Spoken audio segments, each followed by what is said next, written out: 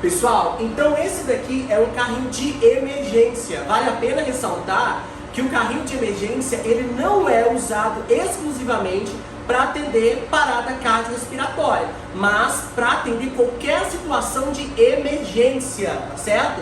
Porque na situação de emergência, o paciente tem uma necessidade de atendimento imediato, com medidas mais assertivas, então eu preciso ter um carrinho na qual junta ali todos os materiais e medicamentos necessários, porque eu não vou ter tempo de buscar na farmácia, não vou ter tempo de solicitar em outro lugar, então por isso que esse carrinho ele faz essa junção de todos os materiais e medicamentos necessários para uma situação de emergência.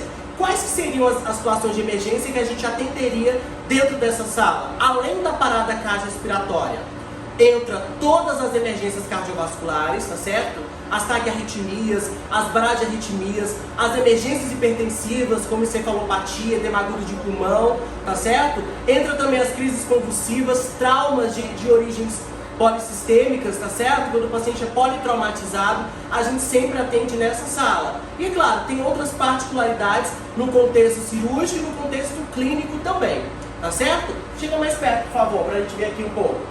Então, o carrinho, ele tem um monitor, que ele é desfibrilador cardioversor também, então ele faz toda a monitorização do paciente. Aqui tem os acessórios para monitoramento da pressão arterial, monitoramento do eletrocardiograma contínuo e da saturação de oxigênio. Então ele aparece tudo aqui nessa tela, a monitorização do paciente, tá certo?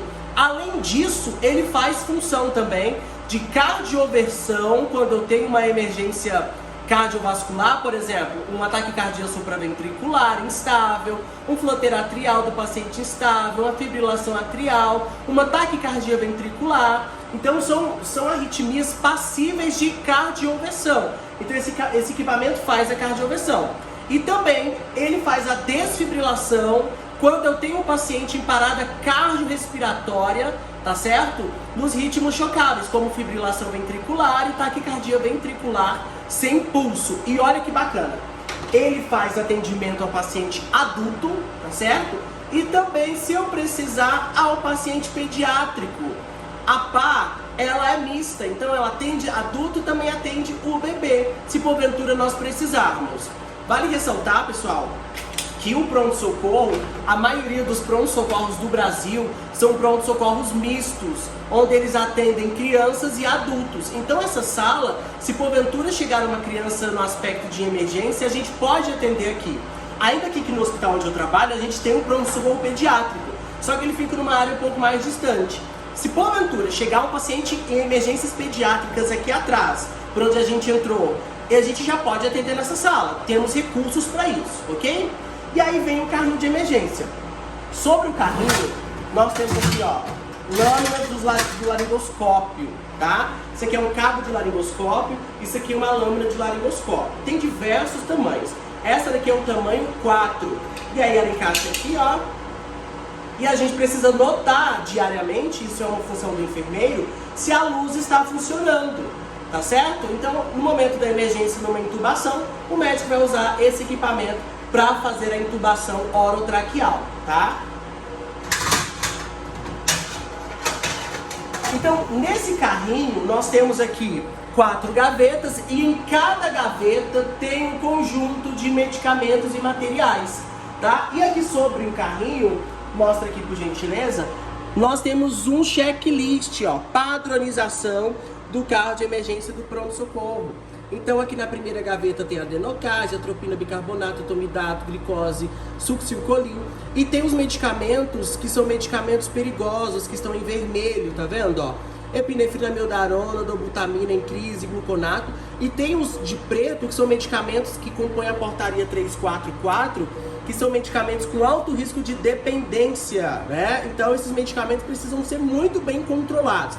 Então todos que estão de preto são medicamentos da portaria 344 que oferecem risco de abstinência, de dependência, como o diazepam, a morfina, midazolam, fentanila, fenitoína, dentre outros, tá certo? Ó, segunda gaveta, o que nós temos? Agulhas, catéteres intravasculares, equipos, seringas, os fios de sutura. Na terceira temos luvas, cânulas de Guedel, sondas que são os tubos orotraqueais de diversos tamanhos, máscara laríngea, cânula para traqueostomia, se porventura a gente precisar, tá? E na última gaveta nós temos aqui as pás para desfibrilação, bicarbonato de sódio 8,4% de 250 ml e todas as soluções cristalóides, tá? Seja ela fisiológica, ringue lactato ou ringue simples, e tem também solução glicosada 5%.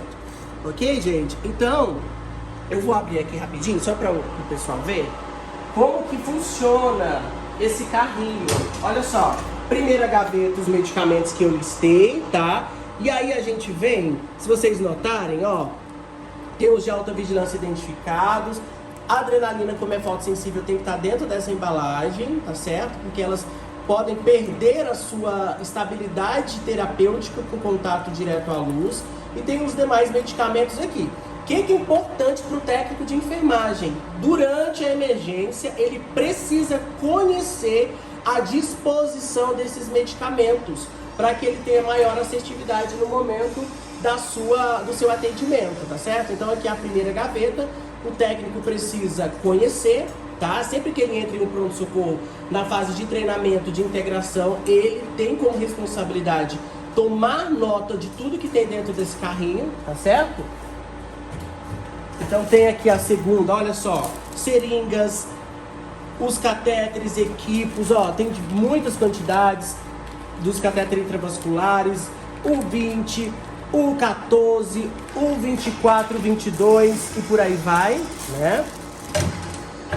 Aqui na terceira gaveta tem os tubos orotraqueais que são usados para entubar os pacientes de diversos tamanhos.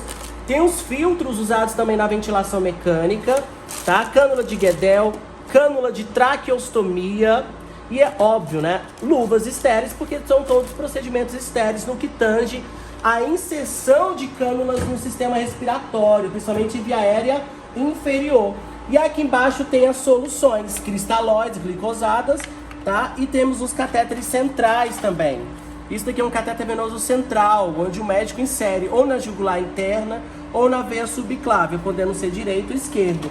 E tem as pás também, ó, para fazer, para reverter bloqueios atrioventriculares malignos, como o bloqueio atrioventricular de 2º grau tipo 2 e o bloqueio atrioventricular de 3º grau, que é o BAVT. Então esse monitor que eu mostrei para vocês, ele também faz a função de estímulo elétrico para aumentar a frequência cardíaca em pacientes muito graves, tá?